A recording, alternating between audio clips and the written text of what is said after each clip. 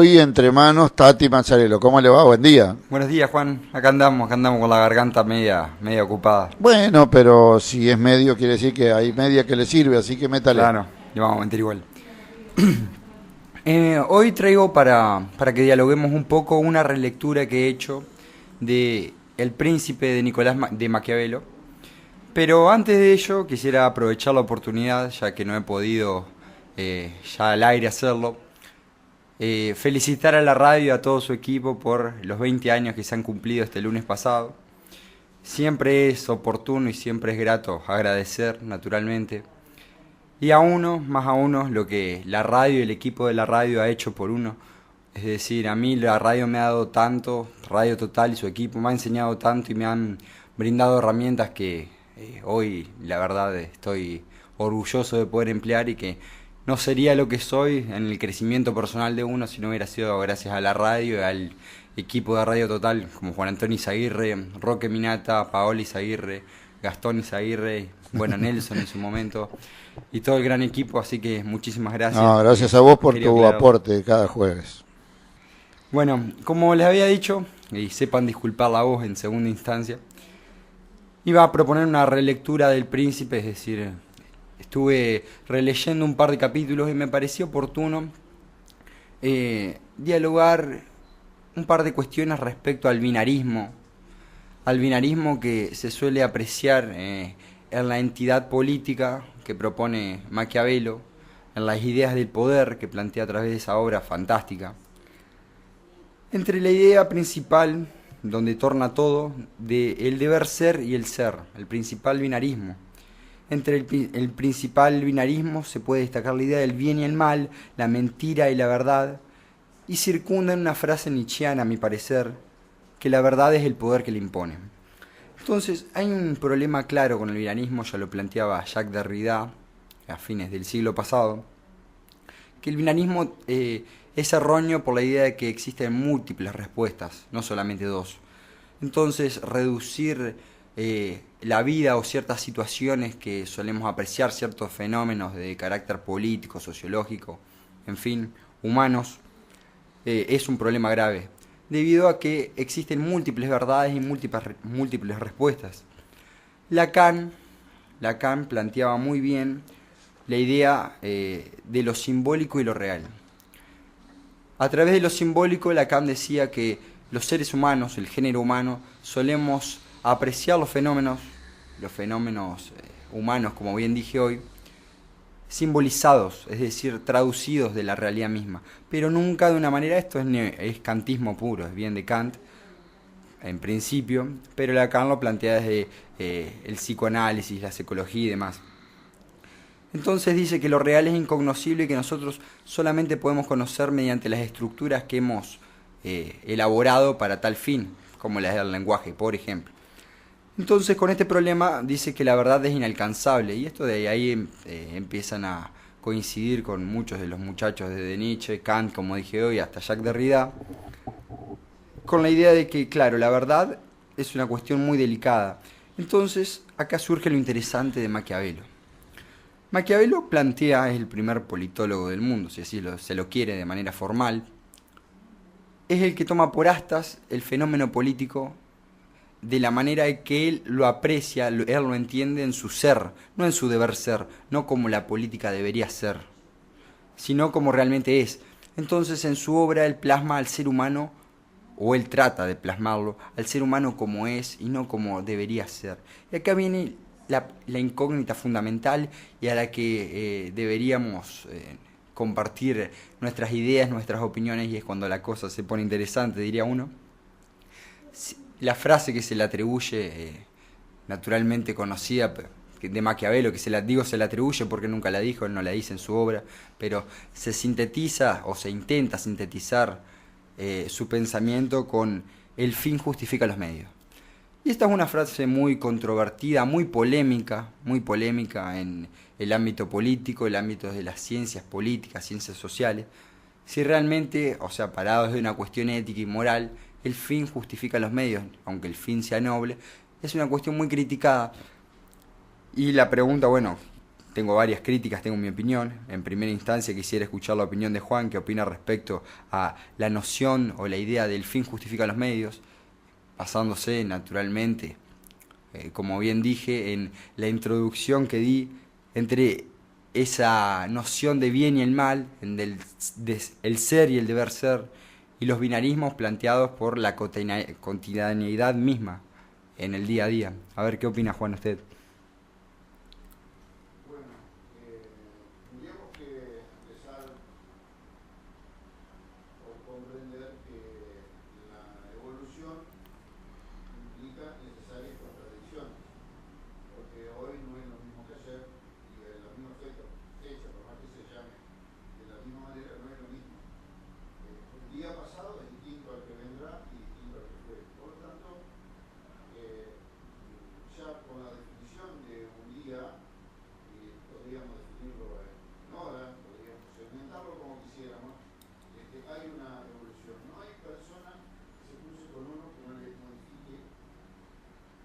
Perdón, no estaba al aire.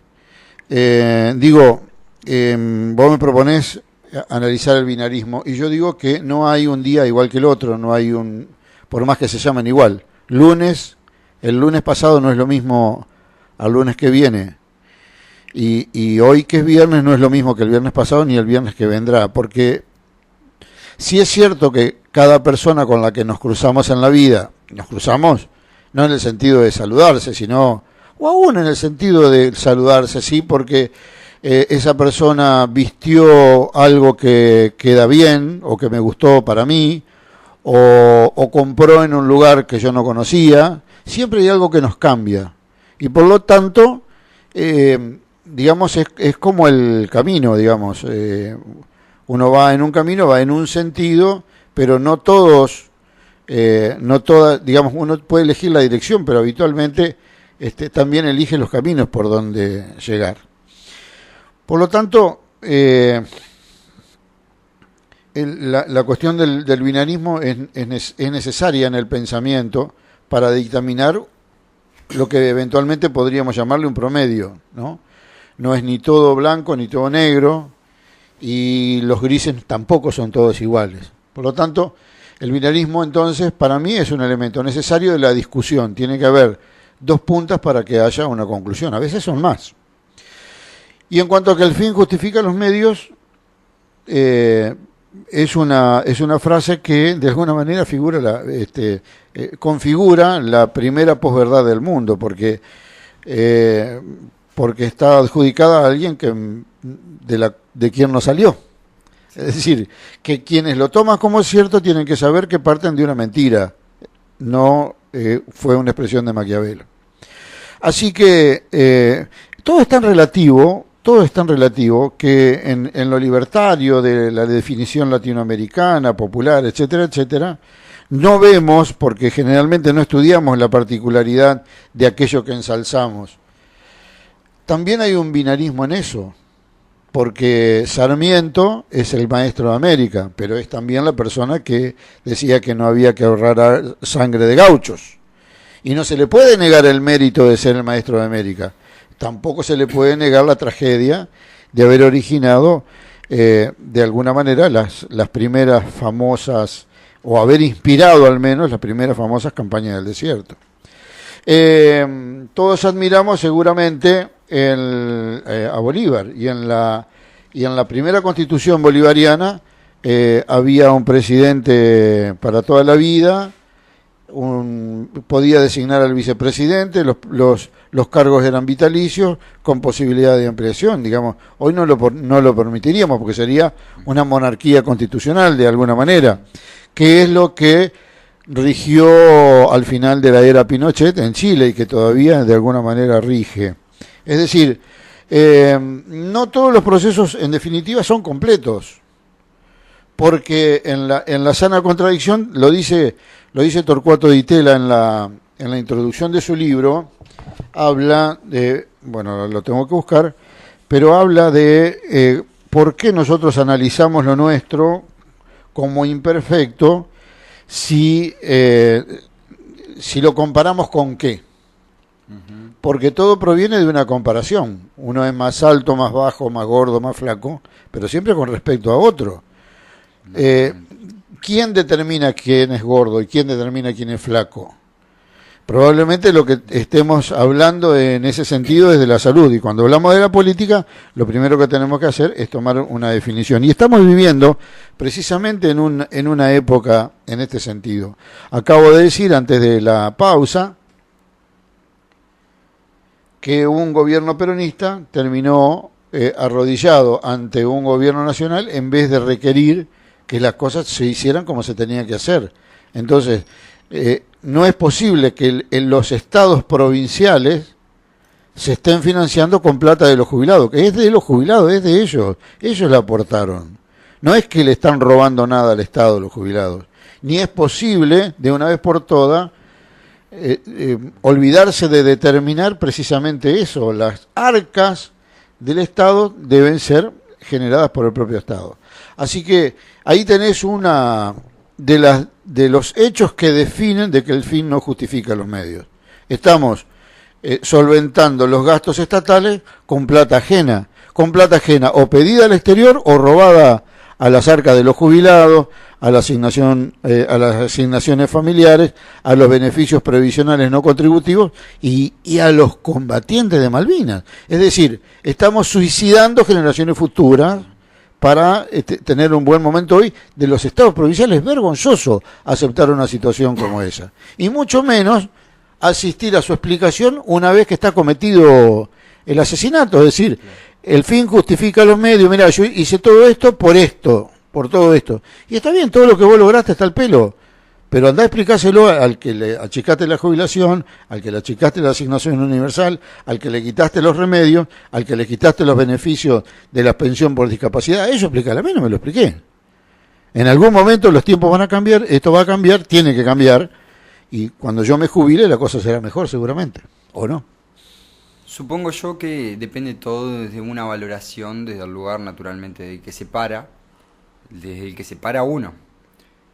Y esa es la interpretación que yo hago en esa frase que intenta lúgubremente sintetizar el pensamiento de Maquiavelo, debido a que, como bien dije yo, la interpretación que hace Maquiavelo de la sociedad y plantea al ser humano como un ser, el ser como él lo ve, como para él es realmente el ser humano, en realidad en base a lo que la gente le gustaría ser. Y lo mismo respecto a la política, es decir, en el mundillo político, a la hora de ejercer el poder, no se puede ser moralmente correcto. En algún momento, es decir, en política, obviamente hay perjudicados y hay beneficiados. Y lo que Maquiavelo trata de plantear es que, claro, desde un aspecto sencillo, no se puede tener contento a todo el mundo, y que la idea de que el fin justifique los medios es que si el fin es noble, en mi opinión, y es una opinión de una en un millón, los medios están justificados claramente, porque siempre va a haber una contradicción, es decir, siempre vamos a estar perjudicando a alguien, y si vamos a la idea de que perjudicar está mal, por esa misma idea, como me gusta la pregunta que hiciste hoy, ¿quién dice qué cosa? O ¿quién valora tal cosa? ¿En base a qué? La vida misma, o sea, bien comprendemos que la vida misma no viene con instrucciones, es decir, nosotros no nacemos con un libro al lado para determinar qué es lo bueno y qué es lo malo. Entonces todas las valoraciones, todas las construcciones, todo el sentido que tiene la vida, como dice el existencialismo, todo el sentido que tiene la vida ha sido dado por el género humano. Y si nosotros nos ponemos a pensar, no es justificación suficiente como para determinar qué es el bien y el mal. Por eso las ideas de subjetividades, y por eso digo, el binarismo, claro, como bien decías vos, a grandes rasgos es necesario. Pero cuando tenemos que hilar más fino, cuando tenemos que decir, bueno, ¿qué es la verdad? ¿Qué está bien y qué está mal? ¿En base a qué? ¿En qué momento? Entonces, me parecía oportuno citarlo a Maquiavelo en esta ocasión, porque es un tema tan amplio y tan rico para charlarlo, para debatirlo, hasta para que los mismos oyentes opinen y hagan sus reflexiones y nos contradigan si así se lo quiere, que es lo más sano que puede existir. Fíjate lo que dice, lo estaba buscando y lo encontré finalmente a Torcuato Di Tella, ¿Qué es lo que hay de peculiar en el sistema político y partidario argentino? Cuando se lo considera peculiar es porque se lo compara con otra cosa, Sí. que sería, en ese caso, más normal o más corriente. Comparar es bueno, es parte esencial de la comprensión de un objeto de estudio, pero ¿comparar con qué? Ante esa pregunta hay dos tipos de respuestas. Fíjate vos, viene el binarismo. Una, la que ha sido más corriente dada nuestra formación cultural de país de la periferia, en ver en qué nos diferenciamos de lo que ocurre en las partes más desarrolladas, ricas y educadas del planeta, esperando que con el tiempo nos acerquemos a ellas también en lo político. La otra respuesta, polarmente opuesta, es considerar que lo nuestro, argentino o latinoamericano, no tiene por qué parecerse a nada, es un modelo propio, un camino que no tiene necesidad de conducir hacia otras realidades distintas o mejores que la nuestra y que podrá tener un futuro, una evolución también propia. ¿Qué es lo que yo sostengo de la pregunta que me hacía esta mañana es si Perón era una filosofía o una doctrina? Uh-huh. Filosofía es un pensamiento que puede ir evolucionando en distintas cosas, que sí, pues podría decirse, el peronismo es en ese sentido una filosofía. Pero también es una doctrina porque te indica la forma en todo caso, es decir, te da las herramientas o te indica los caminos para que eventualmente camines hacia esa filosofía. Foucault decía, como bien lo dijiste vos, conocemos lo normal porque existe lo anormal, o sea, existe lo distinto, lo diferente al promedio. Y lo interesante de esa palabra, la palabra normal, que creo que ya lo hemos dicho, lo hemos tratado, es que esa palabra deviene de norma. Y si hay una norma, es porque alguien la puso, la colocó ahí. Y eso quiere decir que, o sea, cuando digo alguien me refiero al género humano mismo. Entonces, como se pone eso, se puede quitar.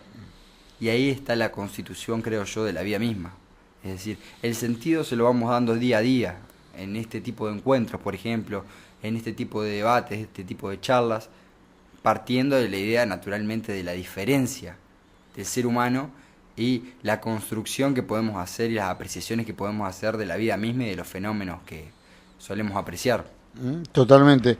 Creo finalmente, desde mi punto de vista, que hoy estamos en uno de esos momentos donde el desorden de ideas y el desorden que causan las ideas que pretenden ser ordenadas nos permite no porque el fin justifique los medios ni porque los resultados vayan a justificar cualquier solución. Ya vimos que la solución Duhalde terminó con Costecchi y Santillán, por ejemplo, ¿no? Del desorden del 2001, porque a veces se nos pasa por encima esa cuestión, ¿no? Sí. Entonces, creo que estamos en un momento donde podríamos evitar el efecto Duhalde, pero tal como marchan las cosas, cuando tenemos 44 compatriotas sumergidos en el mar, 2 muertos por una represión que termina cristalizándose en esta lucha de la Plaza de los Dos Congresos, cuando la gente se asusta de cómo destrozaron la Plaza de los Dos Congresos, pero se olvida que las mismas personas que están en el gobierno, o sus padres o sus abuelos, bombardearon la Plaza de Mayo, rompieron la Casa de Gobierno y mataron 300 personas. Es decir, el fin no justifica los medios ni la comparación tampoco indulta, ¿no? Sí, pero tampoco los tiempos indultan definitivamente, porque si repetimos las tragedias o si repetimos los caminos que nos llevaron a la tragedia, es casi obvio que vamos a terminar, deberíamos evitarla y pensar, detenerse un ratito a pensar, me parece que es eventualmente lo que nos puede salvar. Fíjate lo que pasó en Paraná. Un dirigente de Paraná se largó al terreno mediante los comunicados de prensa, qué sé yo, fue destrozado y empiezan a aparecer volantes con fulano traidor, mengano traidor. No construye, lo que construye es esto que estamos haciendo, es decir, que cada cual vaya y visite un un amigo, un vecino, y le explique su punto de vista, y vuelva casi allá Aristóteles o Platón, cuando la gente se dedicaba a pensar y a buscar respuestas, y hacía preguntas, claro, como la que vos hiciste, qué pasa con este pensamiento del binarismo, o si el fin justifica los medios. Claro, creo yo que hoy de lo que las élites dominantes, las que crean los paradigmas, las que realizan los cambios de paradigmas y plantean los fenómenos hegemónicos en una sociedad, son al final de cuentas las que nos quieren despojar de lo más preciado que tenemos, que es la libertad de pensamiento.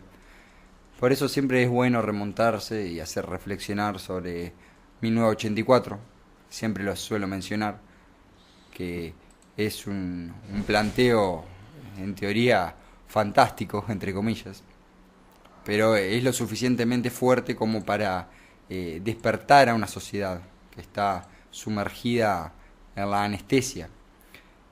Y a fin de cuentas, el pensamiento de 1984 terminó ayudando a las élites a dominar a las masas en vez de arengarlas.